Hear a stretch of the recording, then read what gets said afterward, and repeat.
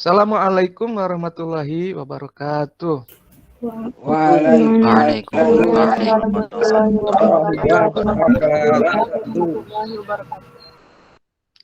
Bismillahirrahmanirrahim. Alhamdulillahirabbil alamin.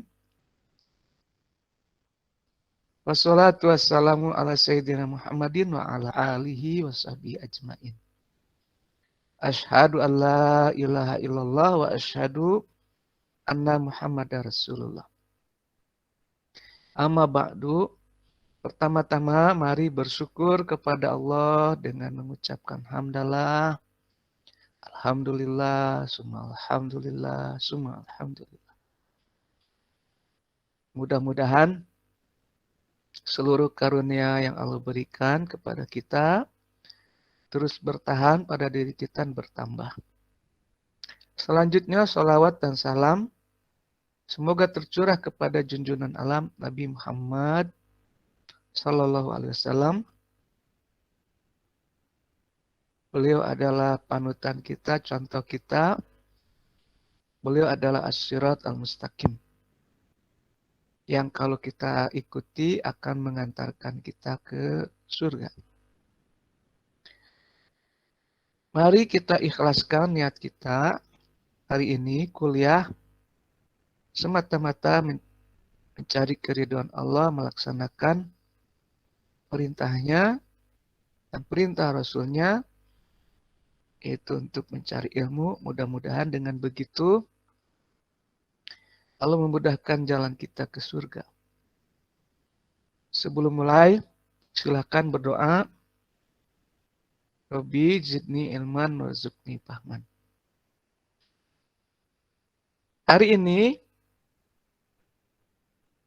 Pak Dadang akan membahas semantik Al-Quran. Karena pertemuan sebelumnya yang dibahas baru semantiknya aja. Dari mulai pengertiannya, sejarahnya, pemikiran-pemikirannya, sampai ke periodisasinya. Hari ini kita akan mulai menghubungkan semantik dengan Al-Quran. Kita sebut saja semantik Al-Quran. Ada beberapa tema kunci yang harus diperhatikan oleh kalian yang menjadi indikator kuliah kalian berhasil. Kata pertama yang harus Anda kasih tanda adalah wetansong. Coba ulangi. Ayo ulangi. Dibuka. Wetansong. Wetansong.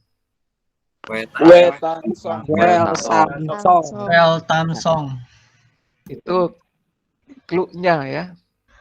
Kuliah kita hari ini. Jadi nanti beres kuliah harus paham apa itu Wetansong itu. Yang kedua, Toshihiku Ijutsu. Silakan diulang. Toshihiku Ijutsu.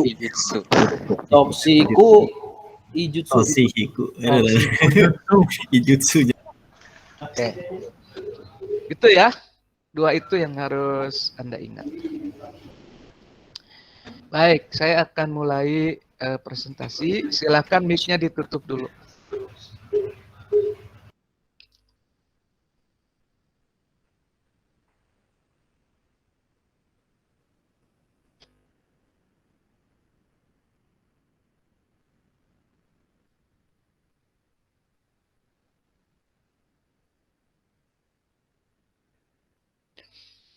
Baik, semantik Al-Quran. Apa sih semantik Al-Quran itu? Kita mulai dengan pertanyaan seperti itu. Semantik Al-Quran adalah semantik yang dipakai untuk meneliti, memahami kata-kata yang ada dalam Al-Quran. Jadi kalau ditanya apa itu semantik Quran, semantik Al-Quran, yaitu jawabannya, semantik yang dipakai untuk memahami kata-kata yang ada dalam Al-Quran. Nah, siapa yang pertama kali menggunakan pendekatan semantik untuk memahami Al-Quran? Ini dia orangnya nih, namanya Toshihiko Ijutsu, orang Jepang ya. Ini profesor bahasa. Dia mulai menggunakan semantik untuk meneliti Al-Quran pada tahun 1966. Dan dia menulis buku Ethico Religious Concept in the Quran. Lalu pemikirannya tentang semantik Al-Quran itu dia upgrade lagi dalam buku kedua, yaitu God and Man in the Quran tahun 1981. Jadi semantik Al-Quran mau tidak mau merujuk pada Toshihiko Ijutsu dan kedua bukunya ini, Ethical Religious Concept in the Quran dan God and Man in the Quran. Ini dua-duanya sudah ada terjemahannya dan bisa dibeli di toko buku ya, online ataupun offline. Jadi kalau mau paham semantik Al-Quran, ya silakan baca buku ini. Nah, pertanyaan ketiga tentu saja, siapa Toshihiko Ijutsu ini? Gitu. Kok berani-beraninya ya gitu menggunakan semantik untuk memahami Al-Quran. Ternyata Ijutsu ini bukan orang sembarangan nih. Ijutsu ini dosen di Universitas Keiko di Jepang. Dia menguasai 10 bahasa, termasuk bahasa Arab, dan ialah orang yang pertama menerjemahkan Al-Quran dari bahasa Arab ke bahasa Jepang pada tahun 1958. Dia juga dosen yang sering mengisi ya kuliah-kuliah di universitas-universitas ternama di berbagai penjuru dunia ya. Dan dia meninggal tahun 1993 dalam usia 79 tahun. Jadi ini orang hebat nih gitu. Dan terjemahan Al-Qur'annya diakui sebagai terjemahan yang paling akurat dalam bahasa Jepang. Nah, apa sih pemikiran utamanya Ijutsu tentang semantik ini? Nah, pemikiran utamanya adalah apa yang kita tadi sudah sebutkan sama-sama, yaitu Wei Tan Song. Wei Tan Song. Ya. Wei Tan Song. Nah, apa itu Wei Tan Song? Nah, itu yang mau kita bahas nih. Apa sih Wei Tan Song itu? Wei Tan Song itu adalah satu istilah untuk menggambarkan gap atau jarak antara satu bahasa dengan bahasa yang lain. Nah, gitu ya. Ada jarak antara satu bahasa dengan bahasa yang lain. Nah, kenapa terjadi jarak itu ya? Karena Wetansong ini. Mari kita bahas lebih detail lagi. Dengan mengikuti perjalanan Ijutsu menerjemahkan Al-Quran. Pada saat Ijutsu menerjemahkan Al-Quran, ia menyadari bahwa ada sejumlah kata yang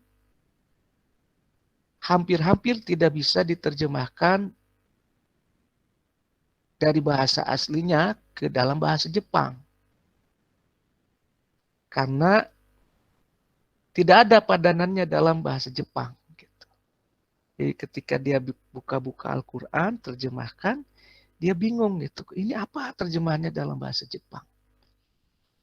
Umpamanya misalnya waktu dia menerjemahkan kata kufur. Kata kufur itu ketika dia terjemahkan menjadi disbelief, ya, tidak percaya, dia katakan salah gitu. Karena kufur itu ternyata menurut dia dalam bahasa Arab itu juga menggambarkan satu keadaan yang ungrateful, yaitu sikap tidak tahu terima kasih.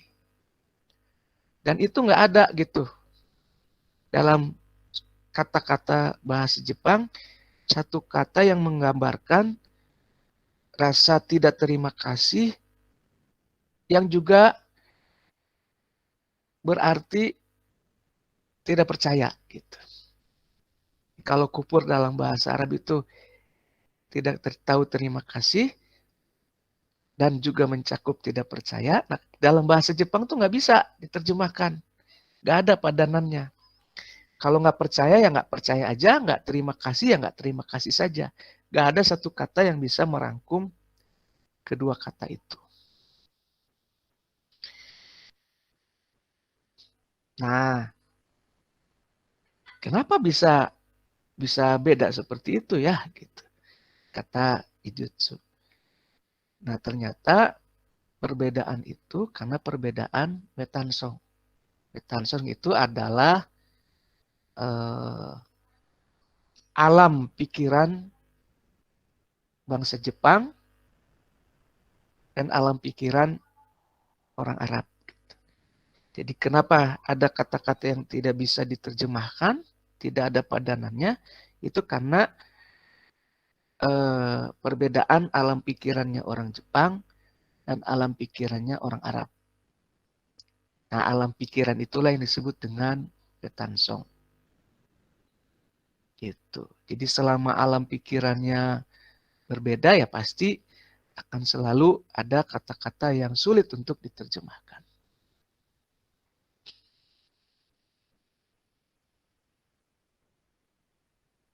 Gitu kata Ijutsu. Nah, jadi menurut Ijutsu saat itu perbedaan alam pikiran, perbedaan wawasan satu bangsa dengan bangsa yang lain itu akan menyebabkan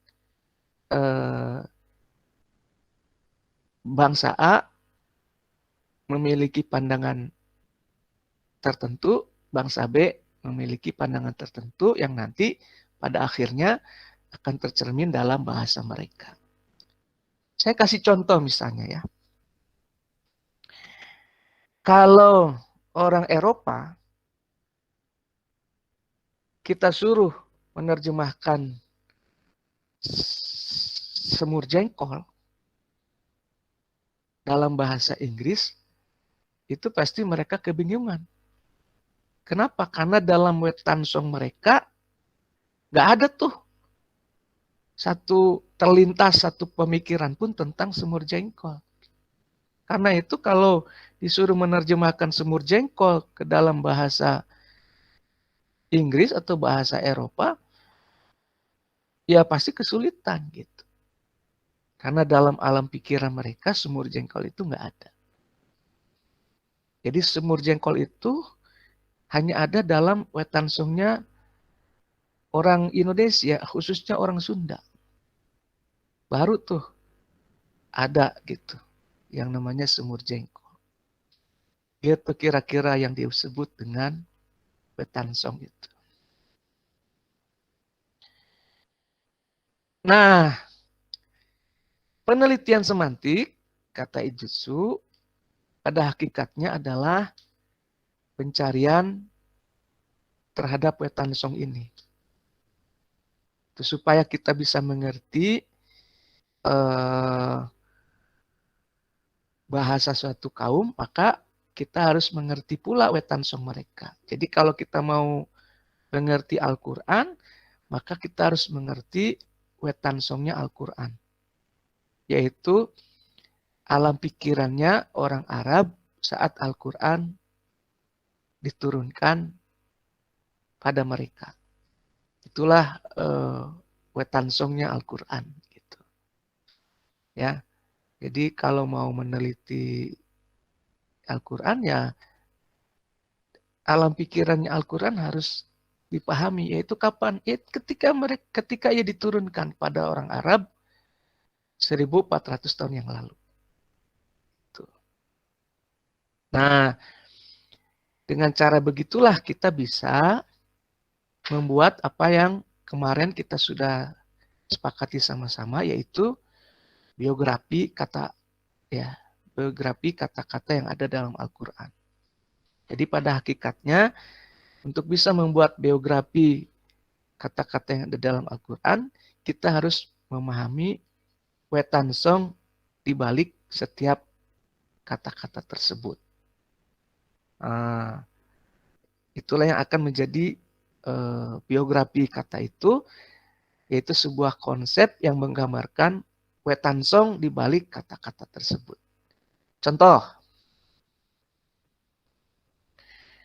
misalnya kita mau meneliti kata jahiliyah, ya, wetansong kita, dalam wetansong kita, jahiliyah itu bodoh, gitu. Karena itu kalau ada orang disebut Abu Jahal, dalam pikiran kita, dalam wetansong kita, dalam cara berpikir kita, dalam perspektif kita, dalam wawasan kita, berarti Abu Jahal itu orang bodoh. Gitu. Ternyata ketika diteliti wetansong Al-Quran pada saat diturunkan kepada orang-orang Arab 1400 tahun yang lalu, jahiliyah itu bukan bodoh gitu. Nah, jahiliyah itu bukan antonimnya ilmu, bukan lawannya ilmu. Yang artinya pinter, serba tahu, bukan. Tapi jahiliyah itu adalah antonimnya hilm, halim. Nah, halim itu artinya orang yang cool, orang yang tenang, dewasa, dan mampu menghadapi segala situasi dengan kepala dingin. Sementara jahal itu adalah orang yang, kalau orang Sunda bilang sahaok kedua gaplok, atau harung gamprung, atau senggol bacok gitu kalau bahasa Indonesianya. Kesenggol sedikit langsung bawa golok, bacok gitu. Artinya orang yang sangat emosional, tergesa-gesa, tidak mampu berpikiran secara jernih, bersikap secara dingin ya, menghadapi masalah itu, dan tidak mampu menyelesaikan masalah dengan bijaksana. Gitu. Jadi jahiliyah itu nggak berarti bodoh, tetapi emosional kira-kira. Makanya yang nama jahiliyah itu bukan kategori bukan kategori intelektual, tetapi jahiliyah itu adalah kategorinya emosional. Nah, jadi kalau nggak paham wetansongnya orang Arab saat itu, ya pasti kita berpikir Abu Jahal itu bodoh, bebal gitu. Orang Sunda bilang beleguk, padahal bukan. Nah, jadi dengan penelitian semantik ini diharapkan kita bisa menangkap wetansong di balik setiap kata-kata dalam Al-Quran. Nah, dulu ya, Ijutsu menggunakan semantik ini untuk memahami wetansong Al-Quran secara keseluruhan, secara umum gitu. Apa sih yang dipikirkan Quran, itu yang dicari oleh Ijutsu. Jadi dia ingin mencari tahu intisari Al-Quran, wetansong Al-Quran secara keseluruhan. Nah, bagi kita bukan itu yang kita cari gitu. Ya. Karena pencarian Ijutsu mengenai wetansong Quran berakhir pada satu kesimpulan bahwa intinya Quran itu adalah menceritakan hubungan antara Tuhan dan manusia. Makanya dia nulis buku God and Man in the Quran.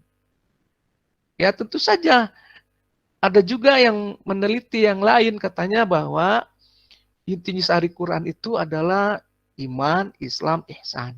Nanti akan muncul yang lain yang mengatakan intisari Quran adalah yang lain lagi. Makanya bukan itu yang kita cari. Menggunakan semantik untuk memahami Al-Quran bukan untuk memahami intisarinya Quran, gagasan pokoknya Al-Quran. Bukan, bagi kita semantik itu kita gunakan untuk memahami lebih dalam setiap kata yang ada dalam Al-Quran. Untuk memahami secara lebih jauh wetansong di balik setiap kata yang ada dalam Al-Quran. Karena itu, ya, tujuan semantik Al-Quran bagi kita adalah untuk memahami secara lebih dalam biografi setiap kata yang ada dalam Al-Quran. Itu. Karena itu semantik Al-Quran ini akan menjadi alat bantu bagi tafsir maudhu'i. Karena tafsir maudhu'i ini punya kekurangan. Kekurangannya adalah setelah ayat-ayat mengenai satu tema itu dikumpulkan, diapain gitu. Nah itu nggak ada jawabannya di tafsir maudhu'i. Kan tafsir maudhu'i itu ngumpulin ayat mengenai satu tema, lalu menafsirkan ayat-ayat itu untuk memperjelas tema tertentu. Nah setelah dikumpulin, gimana ini cara ngolahnya? Nggak ada. Nah dengan adanya semantik Al-Quran itu, terjadi sinergi antara tafsir maudhu'i dan semantik Al-Quran. Di mana semantik Al-Quran menjadi alat analisis, metode analisis, menjadi pendekatan yang akan membantu tafsir maudhu'i gitu. Jadi semantik Quran dan tafsir maudhu'i ini nanti akan menjadi dua hal yang saling melengkapi satu sama lain. Begitu pengantar di kuliah hari ini. Mudah-mudahan Anda sekalian paham, tetapi kalau belum paham, silakan ditanyakan. Enggak, kalau ada yang belum paham, ditanyakan langsung pada saya. Silakan. Siapa yang mau tanya? Izin bertanya, Pak. Siapa nih? Mana siapa? Yang Saya, izin Pak. Rati, Pak. Rati. Oh Pak. iya.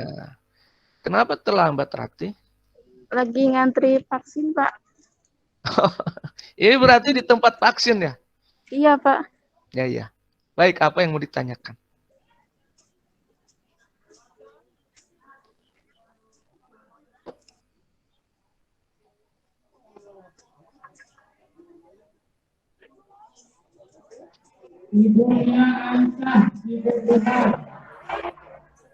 Ayo, silakan.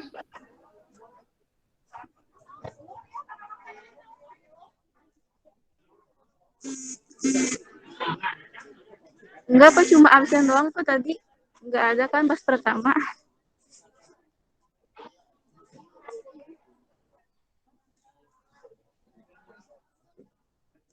Oke, ya. Saya lihat Saya siap. mau bertanya Pak. Oke, Gita, silakan Gita. Ini Pak mau nanyain yang tadi Toshihiko Ijutsu itu orang Islam bukannya Pak? Ya, tulisannya bagus sekali ya. Sangat mendalam, lebih bagus daripada tulisannya para sarjana muslim. Tetapi tidak ada catatan beliau masuk Islam sampai akhir hayat. Walau alam. Makanya jangan kalah sama Ijutsu dong. Kalau orang Jepang aja bisa, ya non muslim aja bisa, ya kamu harus lebih jago dari mereka. Gitu.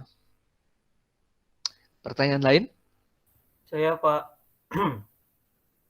Silakan Rizky. Bismillahirrahmanirrahim. Assalamualaikum warahmatullahi wabarakatuh.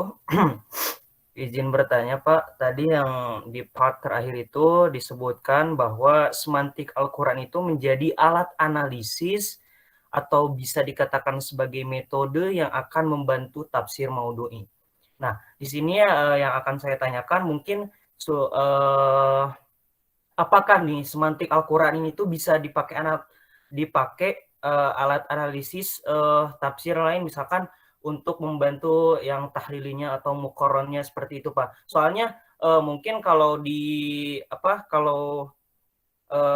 terfokus pada semantik Al-Quran menjadi alat analisis untuk tafsir maudhu'i, takutnya si stigma mahasiswa itu tuh ya udah terciut di maudhu'i saja. Jadi ketika membahas tafsir tahlili tidak menggunakan semantik, nah takutnya seperti itu. Nah, apakah bisa gitu kan si semantik Al-Quran ini tuh dipakai juga untuk membantu analisis yang tafsir tahlili atau mungkin muqarron atau perbandingan dan lain sebagainya Pak? Terima kasih. Ya, semantik Al-Quran itu alat analisis tafsir maudhu'i. Dan itu pun khusus untuk kata-kata yang itu kata-katanya ada secara verbatim, secara sarih dalam Al-Quran. Misalnya, kata soleh, iman, musyawarah, itu bisa. Karena ada dalam Al-Quran. Tapi demokrasi nggak bisa. Karena dicari dari Al-Fatihah sampai Anas, demokrasi nggak ada. Perempuan nggak bisa diteliti pakai semantik Al-Quran. Tapi kalau Anisa bisa. Al-Mar'ah bisa. Unsa bisa. Perempuan nggak bisa. Laki-laki nggak bisa. Tapi kalau rijal bisa tuh diteliti. Rijal, apalagi zakar bisa. Begitu. Rizky, ada pertanyaan lain? Jelas nggak Rizky? Alhamdulillah Pak. Ya. Jadi ya terima kasih Pak. Ya, pertanyaan lain? Saya Pak. Silakan. Zaini. Kan tadi di Weltancong ya. Hil bukan antonim dari kata ilmu, tapi antonim dari kata hilm. Jadi intinya itu Pak, itu menjelaskan sinonim atau antonim Pak, kalau di semantik itu. Tapi yang saya tangkap mah sinonim ya Pak ya. Jadi kan adanya banyak makna gitu dari satu kata. Bahkan pernah mendengar dari Pak Eman, guru bahasa Arab, mata kuliah bahasa Arab tuh. Kalau kalian bingung mencari kata, terus katanya itu satu kata tapi banyak makna, tinggal kalian buka aja kitab Al-Furuqul Lugawiyah gitu. Jadi di sana tuh ada sinonim-sinonimnya. Nah, aku teringat berarti di semantik ini menjelaskan tentang sinonim ya Pak? Gitu bukan Pak? Ya, bisa sinonim, antonim, hiponim. Apalagi kira-kira yang ada nim-nimnya itu? Siapa yang tahu? Akronim, Bukan akronim, enggak. Sinonim, homonim, antonim. Ya, sinonim, antonim, homonim, hiponim. 4. Gitu. Contoh ya. Contoh.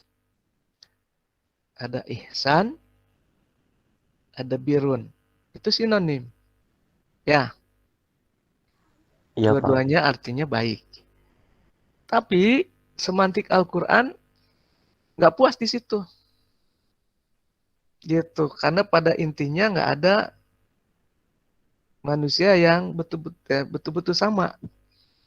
Maka karena itu kata-kata juga nggak mungkin sama gitu. Walaupun dia kembar identik. Makanya dicari bedanya. Birun sama ihsan itu apa bedanya? Nah, saya sudah meneliti birun itu kira-kira 2 tahun lah meneliti birun.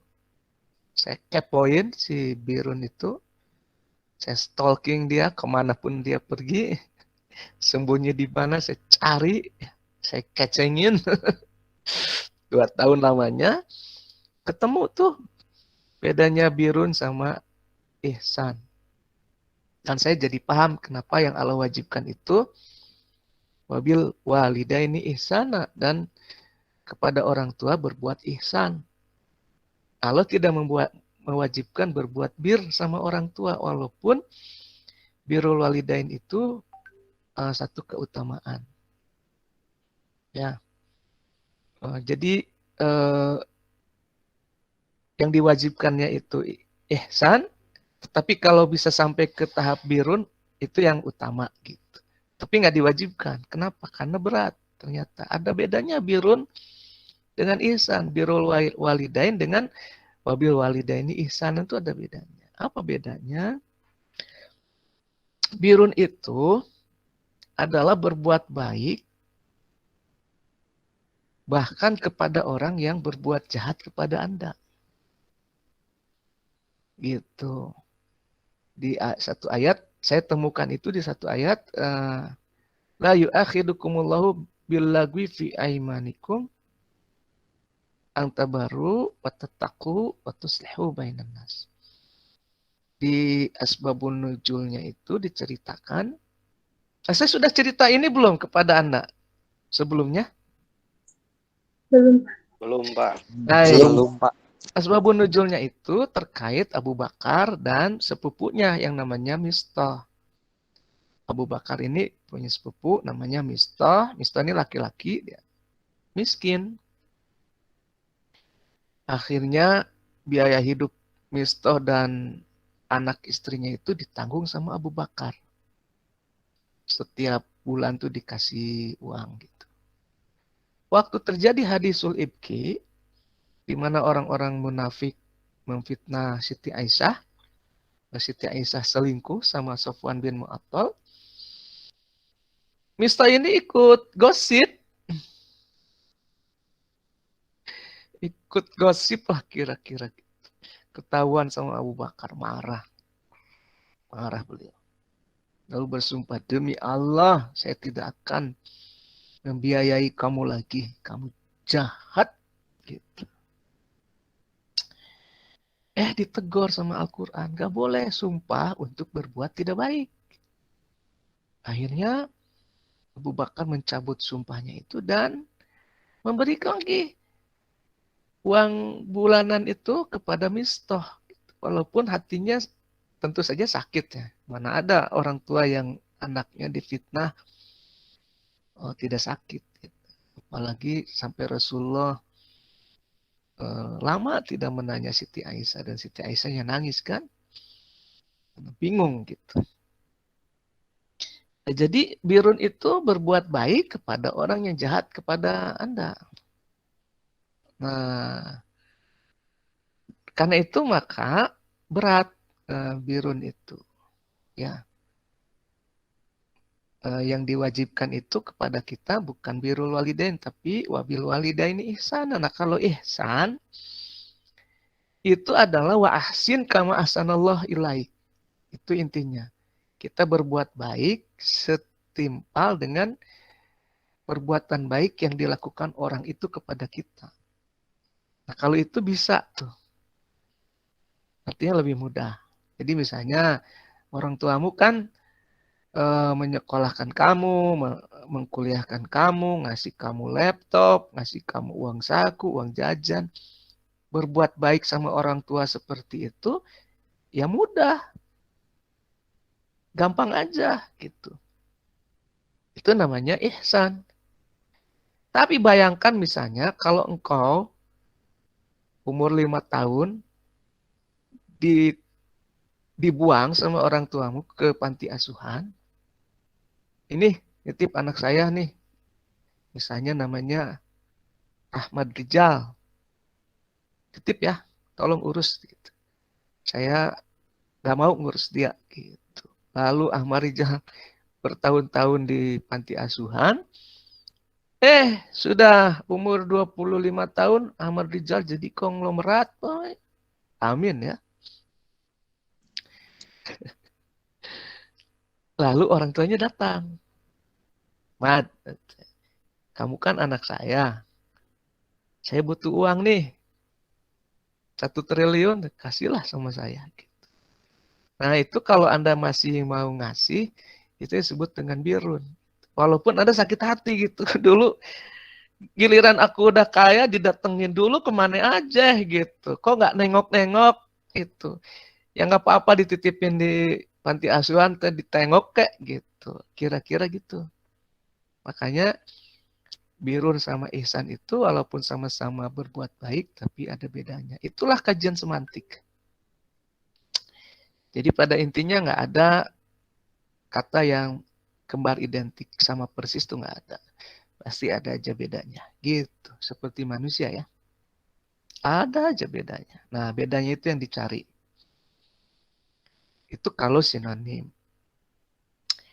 Kalau dari antonim biasanya kita cari makna satu kata yang absurd. Untuk makna yang absurd kita cari maknanya itu dari antonimnya. Contoh, misalnya neliti kata soleh. Neliti kata soleh itu kira-kira saya kepoin si soleh ini 10 tahun lah. Saya kepoin gitu. Kemana dia pergi saya ikutin gitu. Apa sih bedanya soleh dengan ihsan dengan bir gitu. Ya, apa sih soleh ini? Saya lihat para ulama mufasir menafsirkan soleh. Soleh itu katanya adu asyara'i, menjalankan syariat.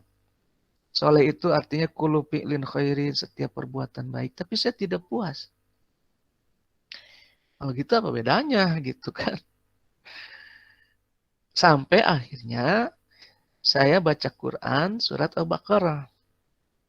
Wa idza qila lahum la tufsidu fil ard qalu innama nahnu muslihun. Ala innahum humul mufsiduna walakin la yash'urun. Ternyata soleh itu didul fasad. Soleh itu antonimnya fasad.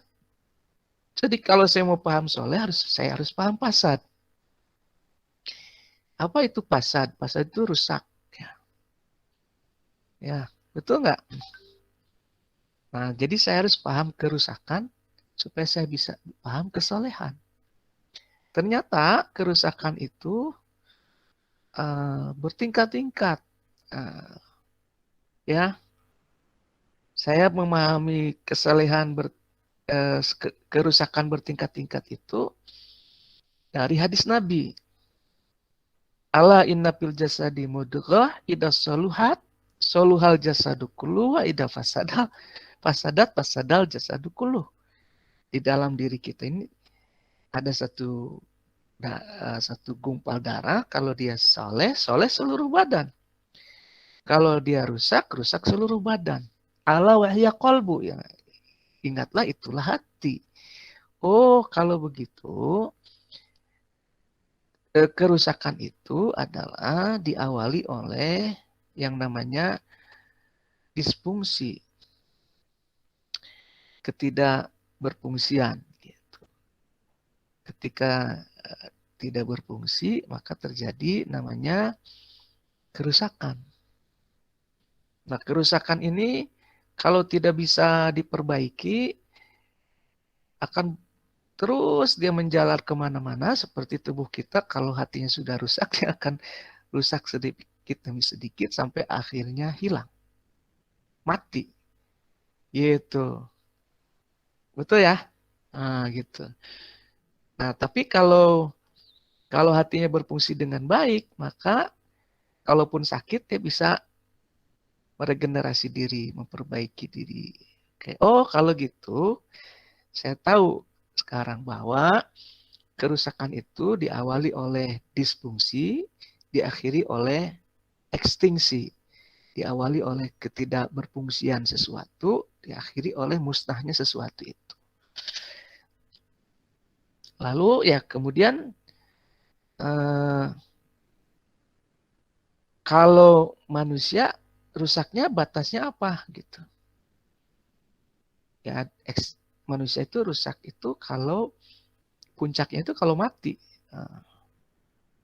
Dan karena itu saya mulai meneliti tuh bedanya hidup dengan mati. Dalam surat Ar-Ra'd itu disebutkan al-yastawi al-ahya wal amwat. Tahukah kamu apakah sama kata Al-Quran yang hidup dan yang mati? Ya saya perhatiin tuh pohon depan rumah saya. Yang hidup itu dia mula-mula tumbuh ya. Semakin besar, semakin besar, semakin besar. Kalau ada penyakit misalnya atau ada hambatan misalnya kekurangan air, dia daunnya mengering. Tetapi ketika disiram air lagi, dia cepat tuh daun yang keringnya dibuang, diganti sama yang baru, terus berkembang terus begitu.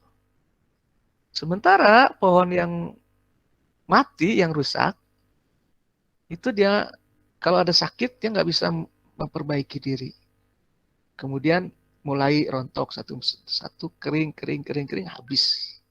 Nah, dari situ kemudian saya tahu bahwa kesalehan itu betul-betul lawan dari kerusakan, diawali oleh berfungsinya sesuatu dengan baik, kemudian dia bisa mempertahankan apa yang sudah ada dalam dirinya, kebaikan yang sudah ada dalam dirinya, dan dia terus bertambah. Tambah baik, tambah baik, tambah baik, tambah baik. Karena itu kesalehan itu sifatnya progresif. Gitu. Kesalehan itu nggak stagnan, karena segala sesuatu kalau sudah stagnan, dekat dengan kerusakan. Kayak saya nih, udah usia 47 tahun. Ya nggak, apa usaha terbaik saya cuma mempertahankan apa yang saya miliki. Nggak mungkin tambah tinggi lagi, tambah apalagi misalnya ya paling tidak giginya tumbuh lagi nggak mungkin gitu. Paling tidak kalau ompong ya gimana caranya ditambal gitu. Itu saja gitu. Karena sudah dekat dengan kematian ya. Beda sama Anda gitu yang kalau ada kerusakan bisa cepat diganti. Kalau sudah tua ya susah gitu. Gitu.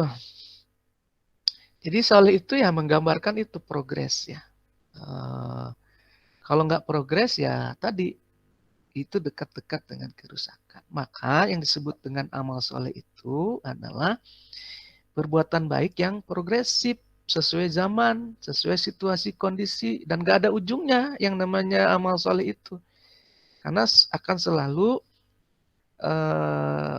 berkaitan dengan inovasi baru. Contoh, jadi sebelum ke contoh ya, jadi apa itu amal soleh? Amal soleh itu adalah menjalankan kehidupan ini dengan performa terbaik, gitu. Atau menjalankan syariat-syariat dari Allah Subhanahu wa taala, perintah-perintah dari Allah Subhanahu wa taala dengan cara terbaik. Dan karena itu nggak ada ujungnya. Contoh, Allah memerintahkan azan. Ya, adanya sudah jelas ya. Allahu Akbar, Allahu Akbar. Nah, tapi lagamnya itu bisa Anda perbaiki terus. Tuh, dari segi lagam ya. Supaya bisa lebih indah lagi, lebih menggugah lagi, dan seterusnya. Itu amal soleh. Oke, misalnya lagamnya ya agak sulit lah dimodifikasi ya gitu. Maka caranya adzan itu bisa diperbaiki. Dulu misalnya orang naik ke atas masjid untuk azan supaya terdengar lebih jauh. Lalu dirasa kurang, maka didirikan menara.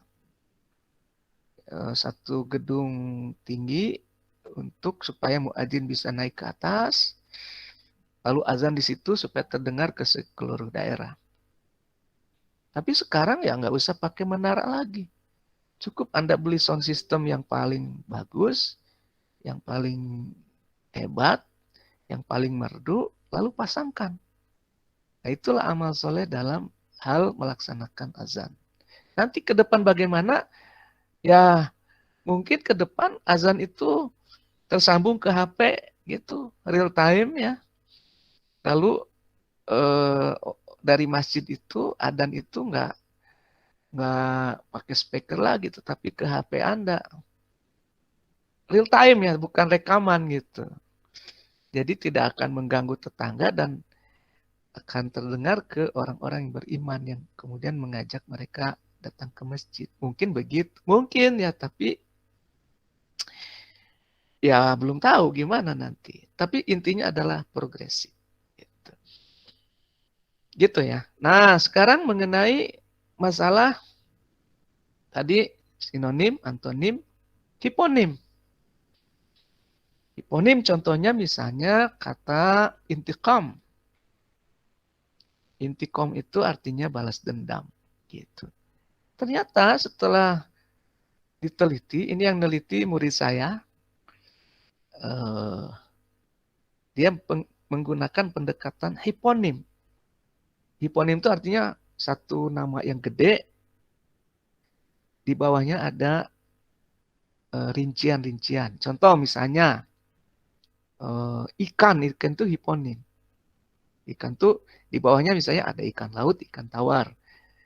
Ikan tawar itu ada mujair, nila, gurame misalnya. Dan seterusnya. Itu namanya hiponim. Nah, jadi ini mahasiswa saya ini, Anda juga mahasiswa saya, pasti bisa ya. Ini cerita kakak kelasmu. Dia meneliti intiqam, tapi sinonimnya nggak ada, antonimnya nggak ada, atau mungkin dia nggak fokus ke situ, dia fokus ke hiponim. Lalu dia teliti ayat-ayat tentang intiqam itu, dan dia temukan bahwa intiqam itu ada 6 tingkatannya. 6 tuh begini ya, 6. Nah, 6. Intiqam level 1, intiqam level 2, intiqam level 3, level 4, level 5, level 6. Kayak keripiknya Maici. Persis seperti itu. Intiqam level 1 itu nggak setuju. Jadi kalau saya nggak setuju dengan Anda, ya intiqam tuh. Lalu level 2-nya marah. Karena nggak setuju marah. Misalnya suami istri beda paham. Istrinya nggak setuju dengan pendapat suaminya dalam hal mesantrenin anaknya. Tiba-tiba dipesantrenkan anaknya, istrinya nggak setuju. Marah istrinya. Itu ya. Jadi tidak setuju, lalu marah. Gitu. Lalu setelah marah, apa yang terjadi? Berselisih. Nah, berselisih gitu. ASEA lah kira-kira gitu. Gitu ya. Nah, setelah itu apa? Naik lagi levelnya, level 4, yaitu menghukumi. Menghukumi gitu. Tentu saja kalau ada syaratnya. Kalau level 4 yaitu harus memiliki kekuasaan. Kalau nggak ada kekuasaan, ya cuma bisa marah saja. Lalu di atasnya menghukumi itu menyakiti. Gitu. Saking nggak setujunya sampai menyakiti. Lalu yang level 6-nya adalah menghabisi. Nah, untuk bisa menghakimi, menyakiti, menghabisi itu butuh kekuatan. Karena makanya Allah itu selalu mengkaitkan intikom itu dengan aziz. Innallaha azizun duntikom. Sesungguhnya Allah maha kuasa dan dia maha memberi pembalasan. Karena kalau nggak punya aziz, nggak punya kekuasaan, cuma bisa marah doang. Gitu. Saya nggak setuju sama dia, saya kesel sama dia. Ya paling-paling marah gitu. Gitu. Bersungut-sungut ya di belakang gitu. Tapi ya nggak bisa ngapa-ngapain. Itu contoh analisis semantik dengan pendekatan hiponim.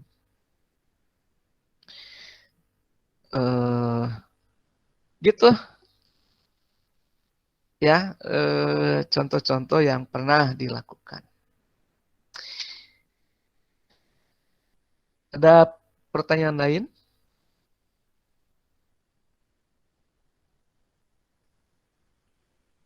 Wah, pada tidur nih. Tidur nggak ini? Hah? Tidak, Siap. hadir. Ya, paham nggak apa yang saya sampaikan? Hah? Paham Pak, insya Allah. Ya, baik. Ada pertanyaan lain?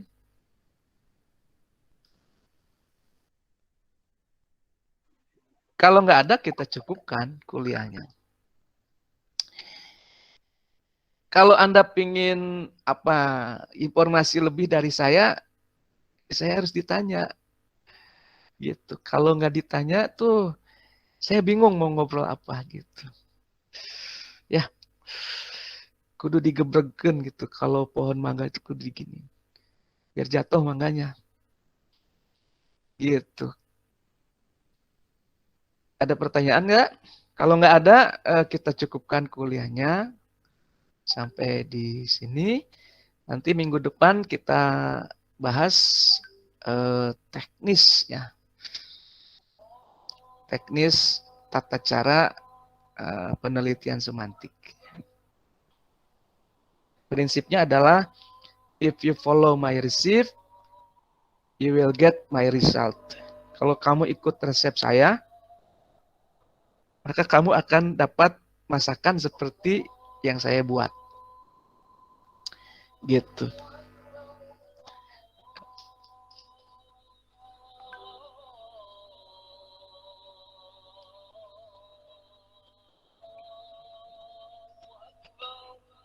Sama gitu. Metode juga gitu. If you follow my method, you will get my result. Kalau kamu ikuti metode saya, kamu akan sampai pada kesimpulan yang saya peroleh. Gitu.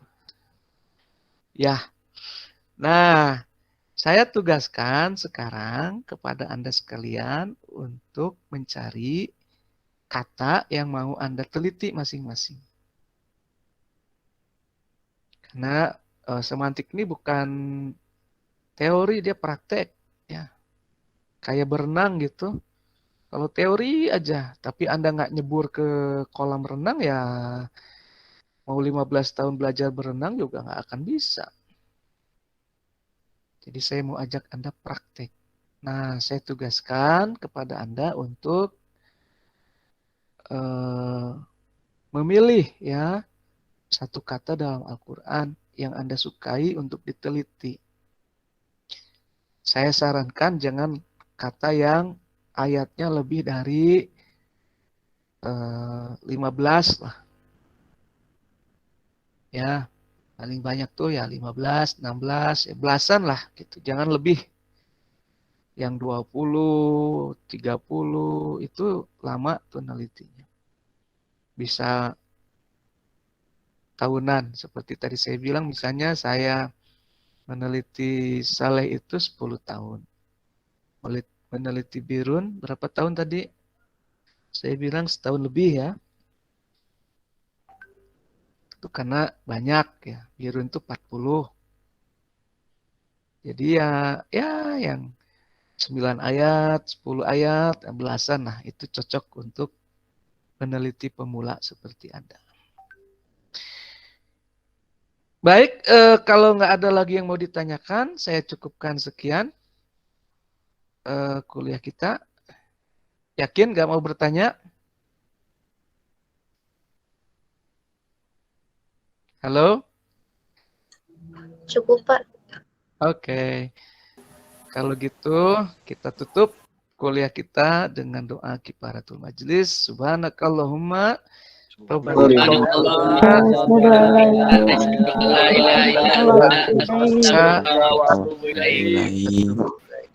rabbika rabbil izzati amma yasifun. Assalamun alal mursalin. Alhamdulillahirabbil alamin. Assalamualaikum warahmatullahi wabarakatuh. Turun